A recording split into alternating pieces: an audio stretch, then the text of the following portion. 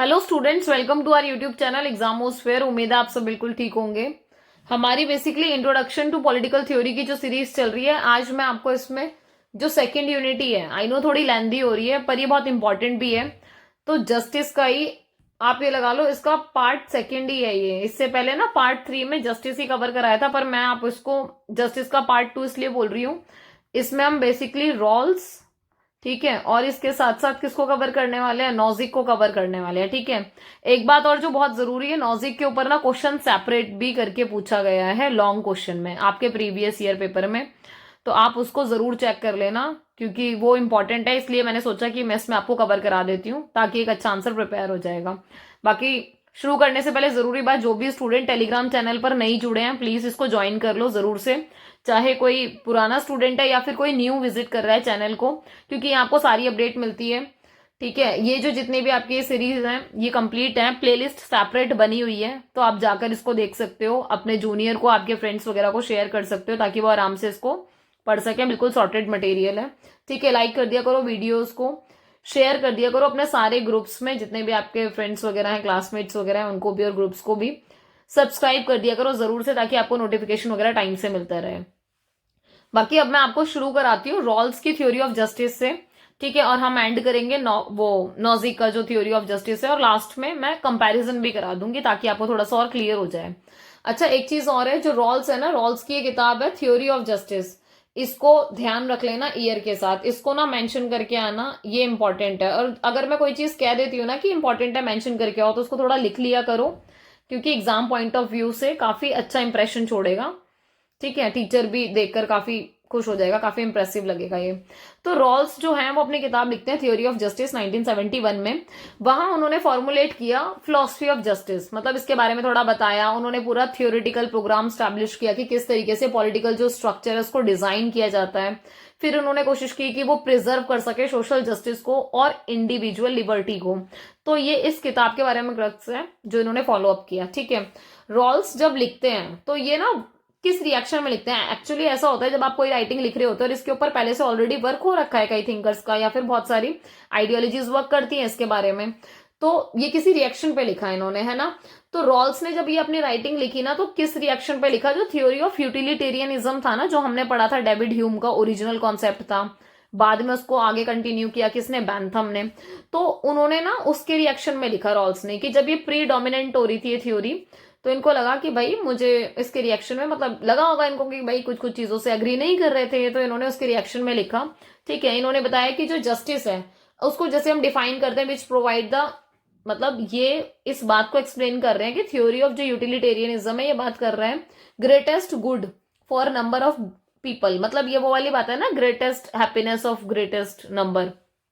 अधिकतम लोगों का अधिकतम सुख, वो वाला कॉन्सेप्ट है। तो उसके कॉन्टेक्स्ट में लिखते हैं रॉल्स अपनी थ्योरी ऑफ जस्टिस को एम करते हुए कहते हैं, मतलब उसमें वो एम कर रहे हैं कि ये जो सिस्टम होता है ना वो क्या करता है, इंश्योर करता है फेयर डिस्ट्रीब्यूशन को, वो भी किसको, प्राइमरी सोशल गुड्स को, मतलब एक सोसाइटी में जो भी सोशल गुड्स होते हैं उनका फेयर डिस्ट्रीब्यूशन हो सके, मतलब उचित तरीके से उनका वितरण हो सके। ठीक है, इसके अलावा ऑल सोशल वैल्यू जो है, लिबर्टी और अपॉर्चुनिटी की, इनकम, वेल्थ के कॉन्टेक्स्ट में, इसके अलावा the base of self respect are to be distributed equally unless an unequal distribution of any or all. देखो एक बहुत सीधी सी बात है, यहाँ पर ये वही बात कर रहे हैं कि समाज में, सोसाइटी में जब आप रहते हो तो देखो बहुत सारी वैल्यूज होती हैं, जैसे लिबर्टी हो गई, अपॉर्चुनिटीज हो गई, कोई इनकम का मतलब अपॉर्चुनिटी है, कोई वेल्थ की अपॉर्चुनिटी है, कहीं सेल्फ रिस्पेक्ट का कॉन्टेक्स्ट आ रहा है। ठीक है, तो वो कह रहे हैं कि भाई इन सब में भी ना आप ना इक्वली डिस्ट्रीब्यूट करो सारी चीजों को। और एक चीज और है कि अगर ऐसा लगता है, मतलब वो ये भी कह रहे हैं कि ऐसा ना हो कि किसी को ज्यादा मिल जाए किसी को कम मिल जाए, इस चीज का ध्यान रखना है कि सबको बराबर एडवांटेज मिले। और ये जो इंस्टीट्यूशन है स्टैब्लिश इसलिए हुए ताकि फेयर डिस्ट्रीब्यूशन हो सके किसका, प्राइमरी सोशल गुड्स का, और जो भी सब्जेक्ट्स हैं उनको जस्टिस मिल सके। सब्जेक्ट्स का कॉन्टेक्स्ट है यहाँ पर लोगों के लिए, है ना, जो भी इंडिविजुअल है उनको जस्टिस, न्याय मिल सके। ठीक है, रॉल्स बेसिकली ना कुछ असेंशियल प्रिंसिपल्स की बात करते हैं जस्टिस के कॉन्टेक्स्ट में। वो कहते हैं कि जो मतलब सोसाइटी के गुड के लिए बात की जाती है, जैसे हम कहते हैं समाज का भला हो, उसके कॉन्टेक्स्ट में वो अपनी बातें रखते हैं। वो आइडेंटिफाई करते हैं फेयरनेस, ठीक है। फेयरनेस का मतलब समझ रहे हो, निष्पक्षता, मतलब किसी को फेवर ना करो पर्सनली, ठीक है। रॉल्स डेवलप करते हैं दो इंपॉर्टेंट कॉन्सेप्ट, एक तो ओरिजिनल जो पोजीशन है और एक है व्हील ऑफ इग्नोरेंस, ठीक है। कहने का मतलब मूल स्थिति, हिंदी वाले बच्चे इसको जरा लिख लेंगे, ठीक है। और अज्ञानता का घूंघट, इवन अज्ञानता का घूंघट की जगह ना आप इसको पर्दा भी लिख सकते हो, अज्ञानता का पर्दा, ये ज्यादा मतलब थोड़ा फॉर्मल लैंग्वेज में हो जाएगा, अज्ञानता का पर्दा, ठीक है। तो जो ओरिजिनल पोजीशन है वो कहते हैं ना, ये ना एक हाइपोथेटिकल सिचुएशन है, मतलब हाइपोथेटिकल समझ रहे हो, जो काल्पनिक स्थिति होती है कि बस हमने सोचा कि अच्छा ऐसा इमेजिनरी टाइप का, ठीक है। तो वो कह रहे हैं देखो ये ना एक काल्पनिक, मतलब एक इमेजिनरी काल्पनिक एक सिचुएशन है जिसमें ऐसा कहा जा रहा है कि एक ऐसी सिचुएशन को इमेजिन करो, जैसे अपने ऊपर भी लगा के देख सकते हो, ठीक है, कि जिसमें ना हमें ये नहीं पता कि मतलब हमारा सोसाइटी में क्या प्लेस है, मतलब कि एक होता है ना कि हम सबका एक प्लेस होता है कि हाँ भाई हम इस पोजीशन पे हैं, ये नहीं पता हम किस क्लास से बिलोंग कर रहे हैं, ये नहीं पता, इमेजिन करो, ठीक है। क्या सोशल स्टेटस है नहीं पता, ये नहीं पता क्या फॉर्चून होगा, डिस्ट्रीब्यूशन जो है मतलब एसेट्स के या एबिलिटीज के वो कैसे क्या होंगे, कुछ नहीं पता, क्या इंटेलिजेंस है, क्या स्ट्रेंथ है, क्या लाइक है। तो ये एक हाइपोथेटिकल सिचुएशन है, ओरिजिनल पोजीशन की बात कर रहे हैं, ठीक है। अब वो कह रहे हैं, अब बात करते हैं, जैसे एक ही सिचुएशन दे दी कि भाई मान लो एक पर्सन है जिसको सारी चीजें नहीं पता, अब बात हो रही है फेयरनेस की, कि जब आप बात कर रहे हो कि किसकी, निष्पक्षता की, कि जिसमें हम ये कह रहे हैं कि एक ना व्हील ऑफ इग्नोरेंस है, अज्ञानता का पर्दा है, क्योंकि कुछ पता तो है नहीं। अब इमेजिन करो एक ऐसे डिवाइस जहां पर लोगों को चूज करने को दिया जाए कि आपकी सोसाइटी का बेसिक स्ट्रक्चर क्या होगा, ठीक है, और डेलिब्रेटर्स की तरह आपको इसको चूज करना है, विचार विमर्श वगैरह करके। तो और ये चीज भी है कि यहाँ पर मॉरली जो आर्बिट्री फीचर्स हैं वो छुपा दिए गए हैं, ठीक है, मतलब वो जो मतलब नैतिक रूप से जो भी मनमानी चीजें हैं उनको थोड़ा छिपा दिया गया है, ठीक है। तो अब यहाँ ये देखा जा रहा है कि जब आपको नॉलेज ही नहीं है उन फीचर्स के बारे में, तो जो भी डिसीजन लिया जाएगा, ठीक है, वो ना बायस्ड नहीं होगा किसी भी फेवर में। तो ये वो वाली बात हो रही है कि जब आपको कोई फैसला लेना है तो आप ये सोचो कि आपकी कोई पोजीशन ही नहीं है, आप जितना भला होकर सोच सकते हो, जितना मॉरली सोच सकते हो, आपको उस अकॉर्डिंग सोचना है। अब वो प्रिंसिपल ऑफ जस्टिस के बारे में क्या है, रॉल्स इलेबोरेट करते हैं जो उनका आइडिया ऑफ जस्टिस है कि भाई ये फेयरनेस के आधार पर होगा। तो दो प्रिंसिपल दे रहे हैं वो, ठीक है, कौन से दो प्रिंसिपल्स हैं, वो ये कह रहे हैं कि each person is to have equal rights, हर पर्सन को, जितने भी समाज में लोग रह रहे हैं सबको इक्वल राइट होना चाहिए, ठीक है, जो भी मोस्ट एक्सटेंसिव बेसिक लिबर्टी, क्योंकि देखो ये ना लिबर्टी को बेस मान रहे हैं, तो वो कह रहे हैं लिबर्टी के आधार पर सबको बराबर के अधिकार हो, ठीक है, और ये कंपेटेबल होने चाहिए सिमिलर लिबर्टी फॉर अदर्स, मतलब जो अधिकार आपने एक इंडिविजुअल को दिए, ठीक है, मतलब बिना सोचे हुए कि ये रिच है और मिडिल क्लास है, लोअर क्लास है, या फिर बिलो पॉवर्टी लाइन है, ठीक है, वही ना जो अदर इंडिविजुअल है उसको भी होने चाहिए, तो मतलब एकदम सिमिलर हो वो चीजें, ठीक है। इसके अलावा सेकंड क्या है, सोशल और इकोनॉमिक इनइक्वालिटीज की बात कर रहे हैं कि मान लो समाज में, क्योंकि हम समाज में रहते हैं तो सोशल और इकोनॉमिक इनइक्वालिटीज एग्जिस्ट करती हैं, तो वो कहते हैं आपको इसको अरेंज करना है ताकि इक्वल अपॉर्चुनिटी मिल सके लोगों को और ग्रेटेस्ट एक्सपेक्टेड बेनिफिट हो सके किसका, लीस्ट एडवांटेज का। देखो ये वही वाली बात है कि जो बैंथम था, ठीक है, या फिर डेविड ह्यूम था, उन्होंने जो अपना मतलब सिद्धांत दिया था उपयोगितावादी का, ठीक है, तो यूटिलिटेरियनिज्म में क्या था कि वो बात कर रहे थे किसका, जो ग्रेटर नंबर है, ठीक है, जो ग्रेटर नंबर है उनका ग्रेटर हैप्पीनेस की। पर यहाँ किसकी बात कर रहे हैं, लीस्ट एडवांटेज की, इसका मतलब ये किसकी बात कर रहे हैं यहाँ पर, माइनॉरिटीज की, ठीक है। तो यहाँ पर यही बेसिक डिफरेंस है, अगर जो समझने वाली बात है, ठीक है। वो कह रहे हैं कि इक्वालिटी ऑफ अपॉर्चुनिटी और जो डिफरेंस प्रिंसिपल है वो इस तरीके से हो कि जो लीस्ट एडवांटेज है उनका भी बेनिफिट हो सके, आपको उनको छोड़ना नहीं है, साथ लेके चलना है। नेक्स्ट है जो क्रिटिकल असेसमेंट है रॉल की, जो थ्योरी ऑफ जस्टिस का, उसके ना आप देखोगे बहुत सारे ना डिबेट भी होती है इसके ऊपर, जब रॉल्स को क्रिटिसाइज करने की बात आती है तो इसकी डिबेट आप कंटेम्प्ररी पॉलिटिकल फिलोसफी में अगर देखोगे, तो मैं ना आपको इसके ना क्या बता रही हूँ, अब यहाँ पर ना क्रिटिक्स बता रही हूँ, तो थोड़ा इसको ब्रीफली समझते हैं। जो कम्युनिटेरियन है वो क्या क्रिटिक करते हैं, वो क्रिटिक करते हैं क्रिटिक ऑफ एब्स्ट्रैक्शन, ठीक है, अमूर्तता। वो ये कहते हैं कि जो रॉल्स हैं वो क्या है, रिलायंस ऑन एब्स्ट्रैक्ट, ठीक है, और डीकॉन्टेक्चुअलाइज करते हैं इंडिविजुअल को इन द ओरिजिनल पोजीशन। एक चीज और है कि उन्होंने ये भी कहा कि कहीं ना कहीं वो निग्लेक्ट कर रहे हैं कोई भी पर्सन है उसका सोशल, कल्चरल और पॉलिटिकल कॉन्टेक्स्ट, क्योंकि रियल में जो ह्यूमन की डिसीजन मेकिंग होती है उसमें मान लो किसी इंसान को कोई भी डिसीजन लेना है तो भाई वो अपने समाज का, अपने कल्चर का, अपने पॉलिटिकल कॉन्टेक्स्ट को ध्यान में रखकर ही लेगा, ठीक है। तो वही कहते हैं कि कहीं ना कहीं जब रॉल्स बात कर रहे हैं किसकी, ओरिजिनल पोजीशन की, जिसमें वो कह रहे हैं ना इंसान कुछ नहीं जानता, मतलब कुछ उसे पता ही नहीं है, तो वो तो डीकॉन्टेक्चुअलाइज कर रहे हैं ना, रिलायंस कर रहे हैं एब्स्ट्रैक्ट को, तो इस चीज की मतलब क्रिटिक किया। इसके अलावा कम्युनिटी डिफाइंड जस्टिस, थिंकर हैं, कम्युनिटेरियन ही थिंकर है, उसी का क्रिटिक चल रहा है, ध्यान रखना, ठीक है। माइकल वॉल्जर, इंपॉर्टेंट नाम है। माइकल सैंडल, बहुत इंपॉर्टेंट नाम है ये, हमें पता होने चाहिए कि भाई कम्युनिटेरियन के कौन से थिंकर हैं, कि माइकल वॉल्जर है और माइकल सैंडल है, तो ये पता हो। इन्होंने एम्फेसाइज किया कि जो कॉन्सेप्ट ऑफ जस्टिस है ना, ये कहीं ना गुड्स के लिए। अब यहाँ पर ना वो ये कह रहे हैं कि जो गुड्स है, मतलब आप अच्छाई की बात कर रहे हो, तो ये किसी इंडिविजुअल के लिए नहीं बना है कि भाई ये एक इंडिविजुअल बंदा है या फिर ये एक इंडिविजुअल बंदा है इसके लिए सोच रहे हैं ना। वो ये कह रहे हैं कि डीपली रूटेड है किसमें, कम्युनल बिलीफ में, ट्रेडिशन में, प्रैक्टिसेस में। वो ये कह रहे हैं कि ये तो ऐसी चीजें हैं जो आपकी सांप्रदायिक मान्यताएं, परंपराएं, प्रथा है, उनमें गहराई से निहित है, गहराई से समाया हुआ है। इसके अलावा जो प्रैक्टिकल लिमिट्स हैं, वो ये कह रहे हैं, जैसे रॉल्स व्हील ऑफ इग्नोरेंस की बात कर रहे हैं, तो ये कम्युनिटेरियन कह रहे हैं कि जो रॉल्सियन व्हील्स ऑफ इग्नोरेंस है उसको क्रिटिसाइज कर रहे हैं कि ये बहुत अनरियलिस्टिक सी बात है, और ये ऐसी बात है कि जो रियल वर्ल्ड का जो सिनेरियो होता है ना हकीकत में, उससे बिल्कुल डिस्कनेक्ट होती है वाली बात, व्हील ऑफ इग्नोरेंस की, कि ऐसा कैसे हो सकता है कि आदमी को कुछ पता ही ना हो, ठीक है। इसके अलावा वो कहते हैं कि जब डिसीजन की बात आती है तो जो एक्चुअल सोसाइटीज में जो इन्फॉर्म किया जाता है इंडिविजुअल्स के द्वारा, ठीक है, उसी को एम्बेडेडनेस कर रहे हैं कौन, कम्युनिटीज के थ्रू। तो ये वो वाला हो गया। इसके अलावा फेमिनिस्ट क्रिटिक, फेमिनिस्ट क्या क्या क्रिटिक कर रहे हैं, ये थिंकर है कैरोल पैटमैन। देखो ऐसा लग सकता है आपको कि हर एक आइडियोलॉजी में हर एक थिंकर है या फिर दो चार थिंकर हैं, सबके अपने अपने पॉइंट ऑफ व्यू कैसे करें, पर ट्रस्ट में उतना डिफिकल्ट नहीं है। सिर्फ हमें पता होना चाहिए, जैसे नॉर्मल भी यार, हम पॉलिटिकल साइंस के स्टूडेंट भी या फिर जब हम पॉल साइंस पढ़ रहे हैं तो हमें पता चल जाता है नॉर्मली, मल्टीपल टाइम पढ़ते हुए, रिवाइज करते हुए,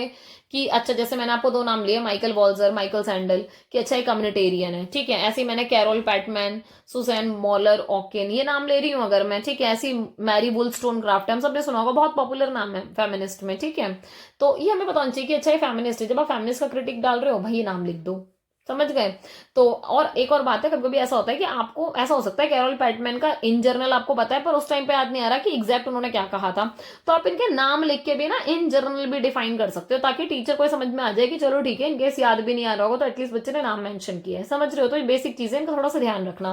कैरोल पैटमैन क्रिटिसाइज कर रहे हैं रॉल्स को कि इन्होंने इग्नोर किया किसको, सेक्सुअल आइडेंटिटीज को, जो ओरिजिनल पोजिशन में सेक्सुअल आइडेंटिटीज है ये उसको इग्नोर कर रहे हैं, क्योंकि ये कहीं ना कहीं साइलेंस, मतलब एक होता है ना कि एकदम चुप रहकर परपेचुएट कर रहे हैं किसको, पैट्रियार्कल स्ट्रक्चर को, जो भी पितृसत्तात्मक संरचना है उसको। और डिनायल किस चीज का हुआ है, विमेन्स के सोशल राइट्स का।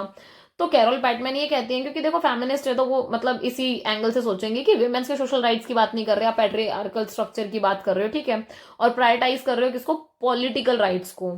ठीक है। तो इसकी बात की गई। सुसैन मॉलर ऑकिन ये चैलेंज कर रही है रॉल्स का जो डिवीजन ऑफ पब्लिक और प्राइवेट स्पेयर है, मतलब रॉल्स बात करते हैं डिवीजन जैसे होता है ना काम का, पब्लिक स्पेयर में और प्राइवेट स्पेयर में, तो यहां उसकी बात की गई। तो सुजैन मॉलर रॉकिन ने कहा मतलब कि ये कहीं ना कहीं एक्सक्लूशन करते हैं फैमिली का और हाउस होल्ड इनइक्वालिटीज का, क्योंकि जो फेमिनिस्ट है वो इस नजरिए से देख रही हैं कि जब एक विमेन प्राइवेट स्पेयर में, क्योंकि प्राइवेट स्पेयर में कौन काम कर रहा है, आपकी विमेन्स काम कर रही हैं और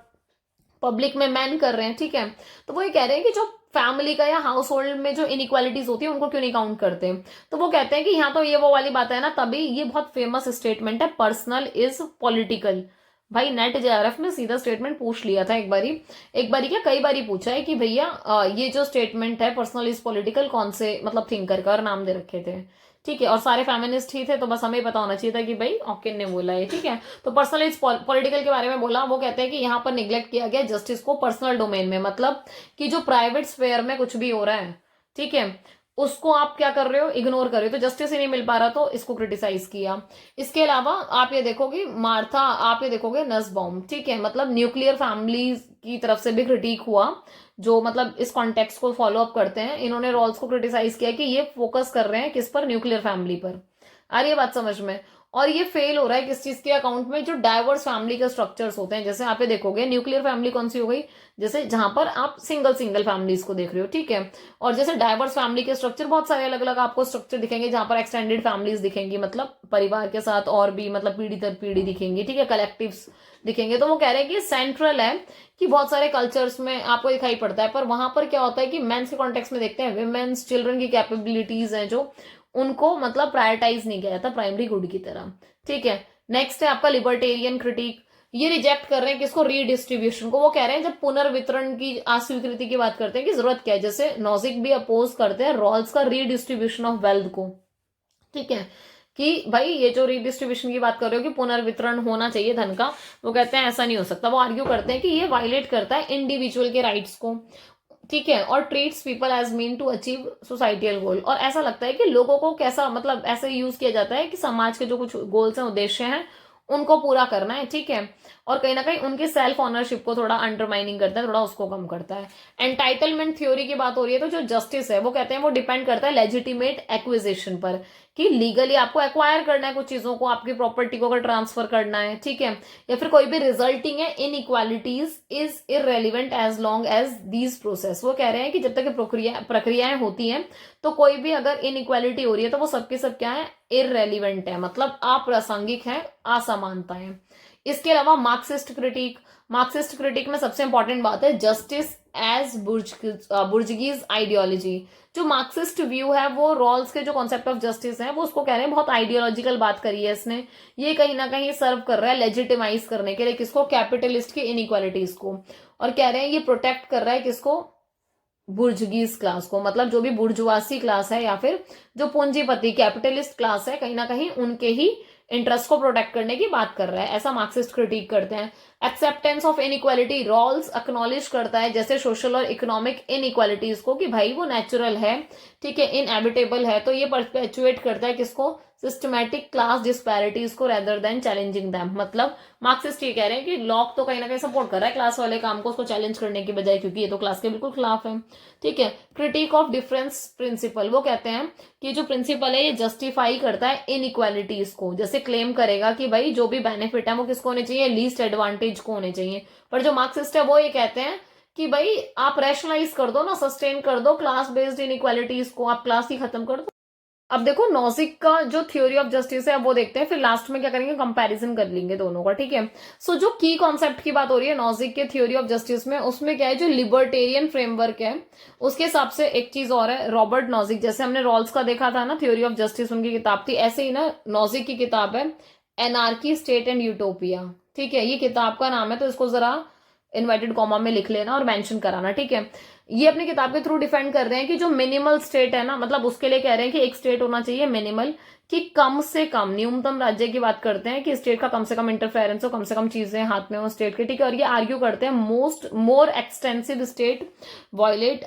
इंडिविजुअल राइट। वो कहते हैं जितना ज्यादा आप स्टेट को अथॉरिटी दोगे ना, उससे उतना ही ज्यादा क्या होगा, इंडिविजुअल के जो राइट्स हैं वो वायलेट होंगे, ठीक है। तो वो कहते हैं भाई स्टेट हो पर मिनिमल हो, कम से कम जितना जरूरत है उतना। और जो इनकी थ्योरी है रॉबर्ट नॉजिक की, वो कहीं ना कहीं लिबर्टेरियन कॉन्सेप्ट में आपको दिखाई पड़ती है, मतलब उसमें मतलब इसका कॉन्सेप्ट जो है वो दिखाई पड़ता है, क्योंकि ये फोकस कर रहे हैं इंडिविजुअल के राइट की और मिनिमल स्टेट के इंटरफेरेंस की, कि इंडिविजुअल राइट बहुत ज्यादा इंपॉर्टेंट है और स्टेट कम से कम इंटरफेरेंस करे, क्योंकि ज्यादा करेगा ज्यादा एक्सटेंसिव हो जाएगा तो क्या प्रॉब्लम हो जाएगी, इंडिविजुअल के राइट्स को प्रॉब्लम हो जाएगी। जस्टिस और राइट्स के कॉन्सेप्ट में देखा जाए तो जो नॉजिक है वो कॉन्सेप्ट ऑफ जस्टिस में एम्फेसाइज कर रहा है कि जो इंडिविजुअल के राइट है वो मतलब सब चीज से ऊपर है, उसको बहुत रिस्पेक्ट करता है। वो आर्ग्यू करता है कि जस्टिस अराइज कहां से होता है, from volunteer action not imposed outcome. वही कहते हैं कि जस्टिस जो है ना वो स्वयं इच्छा के एक्शन से निकलता है, ऐसे नहीं है कि आप इसको इम्पोज करोगे जबरदस्ती। नॉजिक ने जो थ्योरी ऑफ जस्टिस है उसमें वही आपने मतलब ये बात घुमा फिरा के 10 बार लिखी है कि हाँ भाई इंडिविजुअल राइट्स पे ही रिस्पेक्ट करता है, उसको फॉलो अप करता है, उसी को ही क्या करता है, बढ़ावा देता है, फुलफिलिंग कर रहा है इनफोर्सेबल ड्यूटीज और टू द अदर्स। कहने का मतलब ये है कि आप अगर लगता है कि भाई दूसरों के लिए कोई ऐसे काम करने योग्य कोई काम है, कोई ड्यूटीज है, ठीक है, तो उस पर भी ध्यान केंद्रित करता है। क्योंकि जस्टिस की बात आती है जब प्रॉपर्टी की बात आ रही है या फिर पर्सनल फ्रीडम की बात आ रही है, जब उनको प्रोटेक्ट किया जाए इंटरफेरेंस से, मतलब जैसे किसी पर्सन को प्रॉपर्टी के कॉन्टेक्स्ट में, पर्सनल फ्रीडम के कॉन्टेक्स्ट में जो भी राइट है उसमें कोई इंटरफेरेंस ना हो कि भाई स्टेट आकर इंटरफेयर कर रहा है, ठीक है। और अगर जरूरत भी है तो बहुत मिनिमल स्टेट इन्वॉल्वमेंट होनी चाहिए, जहां बहुत ज्यादा जरूरत है वहां, ठीक है। रीडिस्ट्रीब्यूशन और वेलफेयर पॉलिसीज की बात कर रही है, क्योंकि ये जो चीजें हैं ना वायलेट करती है राइट्स को, अगर आप इसको इन्फोर्स कर दो किसके through, by forcing individual to fulfil non enforceable moral duties. मान लो कोई इंडिविजुअल है, ठीक है, अगर लग रहा है कि भाई वो मौलिक कर्तव्यों को पूरा करने के लिए जरूरत है, तो वही है कि आप फिर उसको मजबूर करोगे वो काम कराने के लिए, तो इसकी बात हो रही है, ठीक है। राइट्स को बोला गया है कि ये कहीं ना एब्सोल्यूट है, नियर एब्सोल्यूट है, मतलब नॉट कंप्लीटली, बस बिल्कुल एब्सोल्यूट के काफी करीब है, पर वही वाली बात है, but may allow limited exceptions, पर कुछ एक्सेप्शंस को लगाया जाएगा राइट्स पे, मतलब वैसे तो आपको दे दिए जाएंगे पूरे, पर कुछ माइनर से एक्सेप्शंस हैं।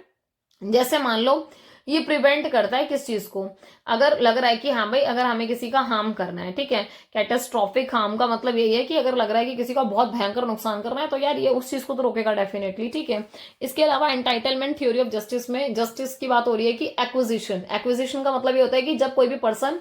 क्लेम करता है किसी भी अनओन सोर्स को, मान लो कि कोई अनओन सोर्स है, मतलब उसका कोई मालिक नहीं है, ठीक है, मान लो ये एक पर्टिकुलर कोई ऐसा रिसोर्स है जिसका कोई मालिक नहीं है, तो इसके ऊपर मैंने काम करके इसको अपना बना लिया, इसको मैंने अपना क्लेम कर लिया, ठीक है, अपना लेबर डालकर, अपनी मेहनत डालकर। और ये वो वाली चीज है कि बाद में फिर क्या होता है, और एक चीज और है कि ये वो वाली बात है कि जितना जरूरत था उतना ले लिया, बाकी जो दूसरा लेफ्ट आउट कर दिया दूसरों के लिए, ताकि औरों को भी वो चीज मिल सके। तो यहाँ पर वो वाली बात हो जाती है, एक ऐसा थॉट आ जाता है कि that taking something should not make other words of. कहने का मतलब ये कि उतना ले लो जितना आपको जरूरत है, ताकि दूसरे को लेने के लिए बच जाए, ऐसा ना हो कि उसकी परिस्थिति एकदम वर्स्ट हो जाए, ठीक है। इसकी बात यह है कि जस्टिस इन ट्रांसफर, जब जस्टिस की बात आ रही है, जब आप ट्रांसफर की बात कर रहे हो, जैसे प्रॉपर्टी की बात है, तो प्रॉपर्टी को आप फ्रीली क्या कर सकते हो, दे सकते हो, खरीद सकते हो, बेच सकते हो, ट्रेड कर सकते हो, जितना ज्यादा मतलब पॉसिबल हो, पर शर्त यही है कि दोनों की दोनों जो पार्टी है दोनों एग्री कर जाए, तो आप आराम से उस चीज को कुछ भी कर लो, ठीक है। नो वन इज ट्रिक्ड और फोर्स, और ये बात सही है कि आपको कोई इस चीज के लिए फोर्स नहीं करेगा, कोई मजबूरी नहीं है, कोई कंपल्शन नहीं है, आप अपने विलिंगनेस के साथ करोगे। और यहाँ पर फेयर एक्सचेंज होता है ताकि ट्रांसफर जस्ट हो सके। कहने का मतलब है कि अगर आपको लगता है कि आप किसी के साथ ये इस टाइप की चीजें कर रहे हो, खरीदना बेचना, ठीक है, तो जस्टिस में यही चीज होगी कि फेयर तरीके से आप कर लोगे, निष्पक्ष रूप से आदान प्रदान कर लो। जस्टिस इन रेक्टिफिकेशन, इसका मतलब क्या होता है, fixing wrong by returning stolen property. मान लो किसी की चोरी की हुई प्रॉपर्टी है, ठीक है, और आपको चीजें क्या करनी है, रेक्टिफाई करनी है, तो आपको क्या करना पड़ेगा, चोरी किया हुआ माल वापस करना पड़ेगा, सिंपल, ठीक है, या फिर कंपनसेट करना पड़ेगा विक्टिम के साथ। मान लो हमने किसी का नुकसान कर दिया पर हम वो चीज पूरी ठीक नहीं कर सकते, एज इट इज नहीं हो सकती, तो आप पैसे देके या फिर जो भी परिस्थिति होंगी उसके हिसाब से आप क्या करोगे, कंपनसेट करोगे, ताकि अनफेयर जो मतलब जो भी लॉस हुआ उसकी भरपाई की जा सके। और इसका एम यही होता है कि रिस्टोर करना, कि जो भी लोगों के साथ लगता है कि हाँ भाई इनजस्टिस अगर हुआ है उसको ठीक करना। नेक्स्ट है डिस्ट्रीब्यूशन ऑफ गुड्स। जब बंटवारे की बात आती है कि जब आप कहते हो कि जो भी गुड्स है, जो भी रिसोर्सेज है, उनको जब आपको बांटना है तो वो फेयर तरीके से हो, ताकि जैसे मान लो कोई प्रॉपर्टी की बात है, कुछ भी है, तो लोग बहुत ऑनेस्टली उस चीज को अर्न कर पाए, फेयर ट्रेड के थ्रू वो अर्न कर पाए। और वही वाली बात है कि मतलब कोई किसी को चीट ना करे, धोखा ना दे, ना ही कोई किसी का जोर जबरदस्ती या मजबूर करेगा, क्योंकि आउटकम जो है वो कैसे होने चाहिए, जस्ट होने चाहिए, क्योंकि जो मेजर फोकस है वो किस पर है, जस्ट पे, कि आउटकम हमेशा जस्ट होंगे ताकि चीजें सही चलें। इसके अलावा self ownership and property rights की बात हो रही है, तो सेल्फ ऑनरशिप का मतलब क्या होता है, जो इंडिविजुअल है फुल्ली कंट्रोल में है, कि उसकी खुद की बॉडी है, मतलब वो अपने खुद के लिए कंट्रोल में है, ठीक है, जो भी एक्शंस लेना है, जो भी टैलेंट्स लेना है, वो हर इंडिविजुअल का अपना अपना है, तो कोई भी उनको क्लेम नहीं कर सकता ना। मान लो कि अगर आपको किसी और के काम की ऑनरशिप को क्लेम करना है, तो आप बिना उनके, विदाउट देयर कंसेंट, आप उसकी ऑनरशिप नहीं दिखा सकते, सिंपल सी बात है, ठीक है। तो ये वाली बात हो गई। प्रॉपर्टी राइट को एक्सटेंड करते हैं कि भाई जो सेल्फ ऑनरशिप है, मतलब खुद से जब आप ऑनरशिप लेते हो उस चीज की, और वहां पर कोई इंडिविजुअल अपना लेबर मिक्स करता है जो कि अनओन्ड रिसोर्सेज है, तो उस पर थोड़ा सा मतलब विचार देते हैं, मतलब जोर देते हैं, एम्फेसाइज करते हैं, कौन, लॉकिन थिंकर, ठीक है। जो लॉकियन मतलब एक चीज और है कि जो लॉक कहते हैं क्या, कि जब आप प्रॉपर्टी को एक्वायर करने की बात करते हो तो आप उसको फेयर तरीके से करोगे जितना आप कर सकते हो, इसके अलावा आप इसको वर्स नहीं बनाओगे, मतलब जितना ज्यादा वर्स्ट हो जाएगा उतना ज्यादा प्रॉब्लम होगा, ठीक है। ये इंश्योर करता है कि everyone still has access to enough resources to meet their needs, मतलब जितनी जरूरत है उतना ले लिया, बाकी हाँ इतना बच जाए ताकि दूसरे अपनी जरूरत पूरी कर पाए, ठीक है। ऐसा ना हो कि बस भरते जाओ भरते जाओ भरते जाओ वाला हिसाब है। ये बिल्कुल वाली चीज है कि घर में अगर खाना बनता है या फिर कोई बहुत बढ़िया सी चीज बनती है, तो ऐसे ही कहा जाता है ना, मम्मी कहती है कि भाई हिसाब से ले लो ताकि सब पे आ जाए। तो ये वो वाला कॉन्टेक्स्ट है कि भाई जितना तेरे पे खाया जाए उतना खा ले, ये नहीं कि अंधाधुंध खाए जा रही हो और औरों का नहीं बच रहा, ठीक है। मिनिमल स्टेट और रीडिस्ट्रीब्यूटिव पॉलिसी, इसमें क्या है, वही न्यूनतम राज्य बनाम पुनर्वितरण नीतियां। जो नॉजिक है वो अपोज करता है रीडिस्ट्रीब्यूटिव पॉलिसीज को, जैसे वेलफेयर टैक्सेशन की बात आ रही है, फिर आर्ग्यू कर रहे हैं किस चीज पर, इन्फ्रिंज ऑन सेल्फ ऑनरशिप, ठीक है, मतलब वो कह रहे हैं कि वो जो स्वामित्व का वो है उसको वायलेट करने की बात हो रही है, और वो बिलीव करते हैं जो इंडिविजुअल है उनका कंट्रोल होना चाहिए, क्योंकि जो भी वो मतलब काम कर रहे हैं, मेहनत कर रहे हैं, जो भी लेबर कर रहे हैं, उसका जो फल है वो उनको मिलना चाहिए, ठीक है। वो टैक्सेशन को क्या देखते हैं कि ये कहीं ना फोर्स्ड लेबर है, जो टैक्सेशन है वो कहते हैं करवर लगाना है, टैक्स लगाना है, सब फोर्स्ड लेबर के अंदर आता है, कि जब जबरदस्ती श्रम करा रहे हो, क्योंकि ये क्या होता है, एक पर्सन की ना अर्निंग का पार्ट ले लेता है उनके कंसेंट के बिना। मान लो आप कहीं से जा रहे हो, आपको टैक्स भरना है, तो मान लो आप टैक्स नहीं भरना चाहते पर आपकी मजबूरी होगी टैक्स भरना है, क्योंकि अगर आपको वो रोड वहां पार करके जाना है उस वाले पर्टिकुलर एरिया में, तो भैया टोल से गुजरोगे। तो जब टोल टैक्स से गुजरते हैं, ठीक है, तो आपको टोल टैक्स भरना पड़ता है। तो ये वो वाली बात हो गई। और वो आर्ग्यू कर रहे हैं कि ये कहीं ना फोर्स कर रहे हो आप सामने वाले बंदे को कि भैया आप वर्क करो गवर्नमेंट के बेनिफिट के लिए, ठीक है। इसके अलावा क्रिटिसिज्म और चैलेंजेस में देखा जाए तो जो एंटाइटलमेंट थ्योरी है, जैसे जहां पर सोसाइटी रिक्वायर करती है कि वो रेक्टिफाई करती हैं जो पास्ट में इनजस्टिस हुए हैं, मतलब पास्ट में जो भी अन्याय हुए हैं उसको ठीक करने के लिए, ठीक है। जैसे रीडिस्ट्रीब्यूशन करोगे किस चीज का, रिसोर्सेज का, कंपनसेट कर दोगे जो भी अफेक्टेड ग्रुप है। जैसे हम कंपनसेशन कैसे करते हैं, फीस माफ करके, कोटा देकर, या फिर नंबर थोड़े से कम होंगे तो भी कंसिडर कर लेंगे, इस तरीके से, ठीक है। तो ये इंश्योर किया जाता है प्रॉपर्टी राइट्स को किसके साथ, फेयरनेस के साथ और हिस्टोरिकल जस्टिस के साथ, कि प्रॉपर अच्छे से फेयरनेस हो इन लोगों के साथ और जस्टिस हो। इसके अलावा क्रिटिक किया जाता है, जैसे जॉन रॉल्स हैं वो आर्ग्यू करते हैं ना, that argues that Nozick ignore, मतलब वो कहते हैं कि नॉजिक ने इग्नोर किया है फेयरनेस के रोल को, क्योंकि ये शेप करता है इनिशियल डिस्ट्रीब्यूशन ऑफ वेल्थ को। तो उसकी बात होती है, एग्जांपल यही दिया है कि अगर मान लो वेल्थ की ही डिस्पैरिटीज बहुत ज्यादा बढ़ गई है शुरू से ही, तो जो वॉलंटियर ट्रांसफर है परपेचुएट का वो बहुत अनइक्वल है। मतलब फिर कहने को आप ये कह लो कि स्वयं अपनी इच्छा से अगर आप ट्रांसफर ले रहे तो भी उसका कोई मतलब है नहीं, ठीक है। अब इसके अलावा ना एक थोड़ा सा आपका ये क्या है, डिफरेंस करके बताया हुआ है, एक बार ये देख लो इन शॉर्ट में, हालांकि डिटेल में भी है। जैसे शॉर्ट में अगर देखा जाए तो जो नॉजिक है वो लिबर्टेरियन जस्टिस की बात करें, रॉल्स डिस्ट्रीब्यूटिव जस्टिस की बात करें, पॉइंट ये भी बना के एक्सप्लेन करके आ सकते हैं, फोकस करते हैं राइट्स पर और एंटाइटलमेंट्स पर, जबकि रॉल्स कह रहे हैं फेयरनेस और इक्वालिटी के बिहाफ पर हो, ठीक है। ये आपका पहला हो गया। दूसरा क्या है, इनइक्वालिटीज, वो कह रहे हैं कि ये कहां से आती है, इनइक्वालिटीज अराइज होती है वॉलंटियरली एक्सचेंज, जब आप अपनी इच्छा से एक्सचेंज करते हो, जबकि रॉल्स कह रहे हैं कि ना, इनइक्वालिटीज आती है जब आप किसकी बात करते हो, just if they benefit the least advantage, क्योंकि ये कह रहे हैं आप माइनॉरिटीज की बात कर रहे हो ना लीस्ट एडवांटेज की, तब आती है इनइक्वालिटीज, आप उनका भी ध्यान रखो जो मेजोरिटी में है। ये रिजेक्ट करते हैं रीडिस्ट्रीब्यूटिव जो पॉलिसी है, क्योंकि ये कोअर्सिव, ये कहते हैं कहीं ना कहीं फोर्सफुली लगती है। रॉल्स कहते हैं कि भाई रीडिस्ट्रीब्यूशन तो जरूरी है ताकि आप इंश्योर कर सको फेयर अपॉर्चुनिटीज को, ठीक है। नॉजिक कह रहे हैं जो मिनिमल स्टेट है वो सिर्फ प्रोटेक्ट करता है, मतलब उसको उससे प्रोटेक्ट कर रहे हैं ताकि फोर्स वगैरह ना कर पाए मिनिमल स्टेट, इसलिए, ठीक है, क्योंकि कम से कम दखलंदाजी होगी तो लोग अपना काम कर पाएंगे। जबकि ये एक्सपेंसिव स्टेट की बात करते हैं, क्योंकि जितना ज्यादा स्टेट की अथॉरिटी होगी उतना ज्यादा वो प्रमोट कर पाएगा ना सोशल वेलफेयर, ठीक है। इसके अलावा इसको थोड़ा सा और अगर आपको और डिटेल में पढ़ना है, आप चाहो तो वीडियो रोककर इसका स्क्रीनशॉट लेके भी इसको देख सकते हो। हालांकि बहुत मेन चीजें मैं भी एक बार बता देती हूँ ब्रीफ करने के लिए, क्योंकि ये बहुत इंपॉर्टेंट पार्ट है, ठीक है, इसलिए मैं थोड़ा जोर दे रही हूँ इस पे। देखो, जॉन रॉल्स और रॉबर्ट नॉजिक, इसका थोड़ा डिफ्रेंसिएशन देख रहे हैं इन्होंने। डिस्ट्रीब्यूटिव जस्टिस की बात करी, एंटाइटलमेंट थ्योरी, लिबर्टेरियनिज्म, ठीक है। कोर फोकस क्या है, फेयर डिस्ट्रीब्यूशन की बात करते हैं कि जो गुड और रिसोर्सेज हैं सोसाइटी में फेयर तरीके से डिस्ट्रीब्यूट हो जाए। नॉजिक कहते हैं कि भाई इंडिविजुअल के राइट हैं, सोशल ऑनरशिप होनी चाहिए और स्टेट कम से कम इंटरफेयर करे, ठीक है। दूसरी बात क्या है इसमें, जो इंपॉर्टेंट है, जस्टिस का प्रिंसिपल। जैसे डिफरेंस प्रिंसिपल की बात करते हैं, जो सोशल और इकोनॉमिक इनइक्वालिटीज हैं वो एक्सेप्टेबल हैं अगर आप लीस्ट एडवांटेजेस को क्या कर रहे हो, बेनिफिट दे रहे हो, ठीक है। जबकि नॉजिक कह रहे हैं कि जो जस्टिस है वो तो एक्विजिशन है, ट्रांसफर है, और आप उसको रेक्टिफाई कर सकते हो जरूरत के हिसाब से, ठीक है, अगर इनजस्टिस हो जाए। रोल क्या है स्टेट का, वो कहते हैं स्टेट का बहुत एक्टिव रोल है, रोल्स कह रहे हैं, क्यों, क्योंकि वो रीडिस्ट्रीब्यूट करता है वेल्थ को ताकि फेयरनेस इंश्योर हो सके। रॉबर्ट नोजिक कहते हैं कि भैया कम से कम इंटरफेरेंस हो स्टेट की, ठीक है, क्योंकि हमें इंडिविजुअल के राइट्स को प्रोटेक्ट करना है और इन्फोर्स करना है कॉन्ट्रैक्ट्स को। इनइक्वालिटी की बात करी जाए तो वो कहते हैं इनइक्वालिटी एक्सेप्टेबल है अगर जो वर्स्ट ऑफ इन सोसाइटी, क्योंकि अगर आप जो भी माइनॉरिटीज हैं उनको अगर मदद कर रहे हो और फिर और लोग साथ इनइक्वालिटीज महसूस हो रही है अगर उनको, तो चलेगा, ठीक है। जबकि रॉबर्ट नॉजिक कहते हैं कि भाई किसी भी तरीके की जो मतलब इनइक्वालिटी अगर वो एक्सेप्टेबल होती है बहुत लंबे टाइम तक, तो फिर ऐसे में क्या होता है कि वही एक्विजिशन और ट्रांसफर वाली परिस्थिति में ही होता है। इग्नोरेंस व्हील, मतलब व्हील ऑफ इग्नोरेंस और ओरिजिनल पोजिशन में, तो वो ये ओरिजिनल पोजिशन और व्हील ऑफ इग्नोरेंस को यूज कर रहे हैं फेयरनेस को इंश्योर करने के लिए, ताकि लोगों को principle of justice follow up हो सके। ये रिजेक्ट कर देते हैं कि भाई जो भी लोगों के सोशल कॉन्ट्रैक्ट की नीड है उसको रिजेक्ट करते हैं, और ये एम्फेसाइज करते हैं कि भाई सेल्फ ऑनरशिप होनी चाहिए, वॉलंटियरली ट्रांजिशन हो, कोई फोर्स ना करे किसी को। रीडिस्ट्रीब्यूशन में वही वेल्थ और वेल्थ का रीडिस्ट्रीब्यूशन होगा और रिड्यूस हो इनइक्वालिटीज की, वापस से बांटो वेल्थ को, इनइक्वालिटीज घटेंगी। ये अपोज करते हैं कि भाई रीडिस्ट्रीब्यूशन की जरूरत ही नहीं है। वो कहते हैं कि भैया ये तो अगर आप रीडिस्ट्रीब्यूट करते हो तो ये क्या है, इंडिविजुअल का वायलेशन है राइट्स का। इनका जो काम है, जो मैंने आपको बताया था कि जो मेंशन करके आना, रॉल्स के बारे में लिखोगे तो थ्योरी ऑफ जस्टिस मेंशन करना,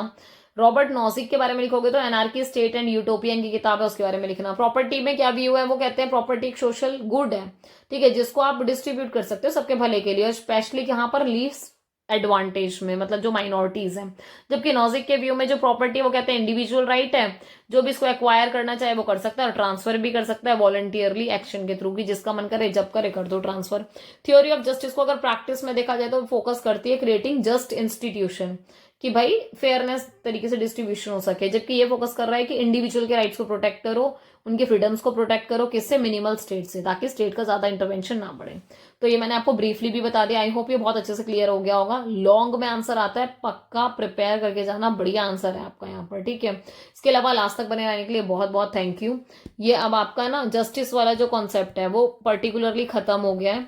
ठीक है। अब ना आपकी यूनिट सेकंड का लास्ट कॉन्सेप्ट बचता है आपका, कौन सा, राइट्स वाला, ठीक है। और ये जो राइट वाला है ना, इसको मैं कवर करूंगी आपका एज पार्ट 5, ठीक है। आई नो कि बहुत ज्यादा लग रहा होगा, यूनिट 2 बहुत बड़ा हो गया, पर इसमें कॉन्सेप्ट्स हैं, टाइम लगता है, पर इतना बढ़िया प्रिपेयर करा दिया है कि आप आराम से जाकर बहुत बढ़िया नंबरों के साथ पास हो सकते हो, ठीक है, अगर इसको करके चले जाओगे, ठीक है। बाकी लास्ट तक बनाने के लिए बहुत बहुत thank you. Like share and subscribe कर देना, टेलीग्राम चैनल जरूर ज्वाइन कर लेना। बाकी जल्दी मिलते हैं नेक्स्ट वीडियो में। एक चीज और है कि राइट्स के बाद आपका यूनिट 3 और रह जाएगी, तो मैं बहुत जल्दी कवर करा दूंगी, आप लोग बिल्कुल परेशान मत होना, सिलेबस टाइम से खत्म हो जाएगा, ठीक है, रिवीजन का टाइम मिल जाएगा आपको, इतना हो जाएगा। चलो तब तक के लिए ध्यान रखो अपना, बाय।